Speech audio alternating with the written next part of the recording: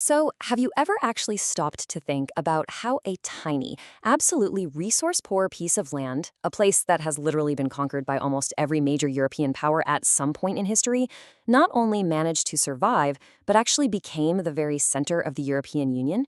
It's a genuinely fascinating question. How exactly does Europe's ultimate battleground transform into its beating heart? Welcome to this explainer. Today, we are diving deep into the incredible underdog survivor story of Belgium. It's a nation entirely defined by what we're going to call the Belgian paradox. We're going to see exactly how a country constantly pulled apart by its own internal divisions and hammered by external empires somehow managed to piece itself together into a modern diplomatic powerhouse. So, let's jump right in. All right, here is our roadmap for today. We're going to trace this story chronologically, starting with the crossroads of Europe, then the birth of a nation, the battlefield of empires, the language wars, and finally, the heart of Europe. Part 1. The Crossroads of Europe, Foreign Rulers and Wealthy Cities. Look, if we really want to get Belgium, we have to rewind all the way back to 55 BC. That's when Julius Caesar first bumped into the fierce Belgri tribes. And honestly, from that very moment, this territory was defined by its geography and a super deep-rooted historical duality.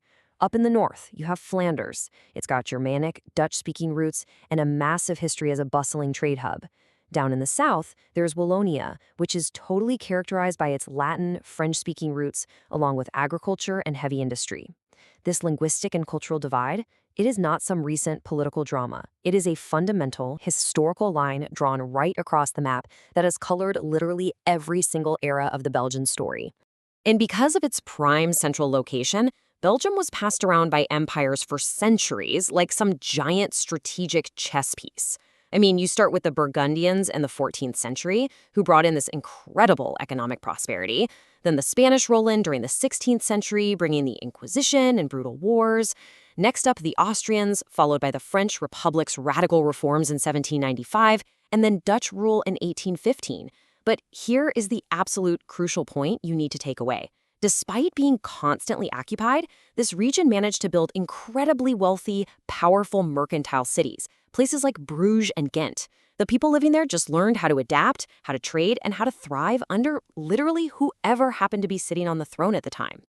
Which brings us to part 2, Birth of a Nation, the 1830 Revolution. Okay, so after centuries of being ruled by other people, this constantly conquered territory finally hits a breaking point and decides, you know what? We're forging our own destiny. And it brilliantly illustrates just how theatrical history can be, because the Belgian Revolution, it didn't start with some meticulously planned military coup. No, it started at the opera. In February 1830, right in Brussels, a crowd is watching a performance of La Muette de Portique. They hear these revolutionary lyrics, "Come, my friends, let us shake the throne of kings." And the audience gets so intensely moved and hyped up that they literally spill out of the theater and right into the streets. This completely spontaneous uprising sparked an actual literal revolution against Dutch rule. So by the end of 1830, Belgium officially declares its independence. They establish a neutral, unitary constitutional monarchy. Basically, the great powers of Europe looked at the map and designed this new Belgium to act as a defensive bridge or buffer state, specifically between France and the Netherlands. The whole idea was that Belgium's strict neutrality would keep the peace across Europe. But here's the thing, Belgium didn't just quietly sit in the corner as a buffer state. Not at all. It absolutely exploded into an economic miracle. It actually became the very first industrialized country in the entire world after Great Britain. This massive boom was fueled by huge, easily accessible coal deposits down in the southern region of Wallonia. They built out massive rail networks and artificial harbors to drive unbelievable export wealth. It created an entirely new, highly concentrated class of what they called the sheer rich. And why does this matter to us now? Because this rapid, insane industrialization and wealth accumulation basically laid the foundational infrastructure for the modern European economy that we all still interact with today. All right, part 3, the battlefield of empires, World War I and II. Sadly, that hard-won independence and incredible economic high was about to face some horrific trials in the 20th century. Belgium's strict neutrality and its, let's be honest, terrible geographical vulnerability were brutally tested, and the nation's experience in the two world wars, completely different. In August 1914, Germany just flat out ignores Belgian neutrality and invades, but Belgium fights back hard. heavy fortification defenses, fierce armed civilian resistance. The consequence was a staggeringly brutal occupation, but the invasion became a global rallying cry, basically casting the aggressors as the ultimate symbol of evil. World War II, though, starkly different story. May 1940 hits, the defensive Dial line fails almost immediately, and King Leopold III surrenders the army within weeks. That led to Belgium's complete integration into the Nazi Empire and an absolutely massive drain of its resources. So going from a defiant fortress in WWI to a devastating quick capitulation in WWI, those two wars left some incredibly deep scars. Let's move to part 4, the language wars, from unitary to federal. Fast forward past the wars. The external threats to Belgium's borders are gone. But without a unifying external enemy, those historical internal tensions between Flanders and Wallonia start to boil right back over. And the main trigger here? Economics. In the 1960s, all those coal mines in the south, the ones that had driven Belgium's insane wealth for a century, started to deplete. Just like that, economic power rapidly shifted to the north, to Flanders, which was booming with ports and new industries. So as all that leverage transferred to the Dutch-speaking north, the language battle suddenly transferred right down to the working class. It wasn't just some elite cultural debate anymore. This was now a fierce, real-world political struggle over jobs, resources, and representation. So how do you stop a country from literally tearing itself apart over this? Well, Belgian politicians embarked on a frankly wild, decades-long process to completely rewrite their constitution. In 1970, they created these distinct cultural communities. By 1977, the Egmont Pact introduced regional autonomy. And finally, by 1993, Belgium officially morphed from a single unitary state into a highly decentralized federal state. Power was systematically pushed down to the linguistic regions. It was an ingenious, if incredibly undeniably chaotic way to manage a deeply divided society. But as you can probably guess, that level of extreme federalization comes with a serious modern cost. 543. I mean, let that number sink in for a second.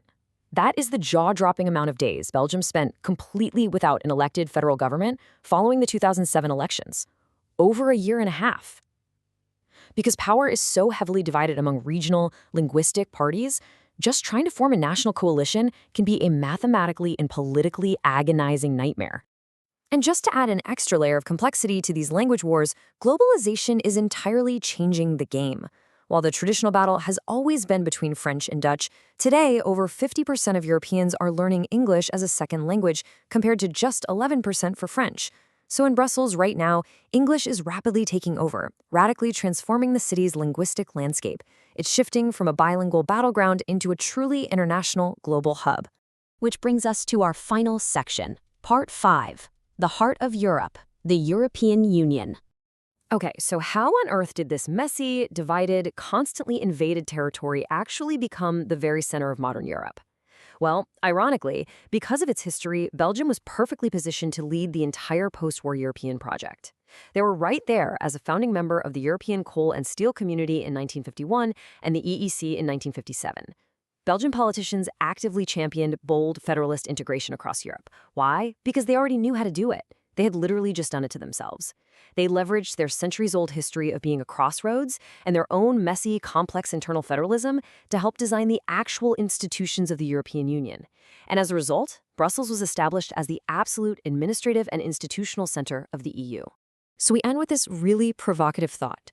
Can a composite nation, one deeply divided by language and fragmented regional politics, actually continue to anchor the unity of an entire continent?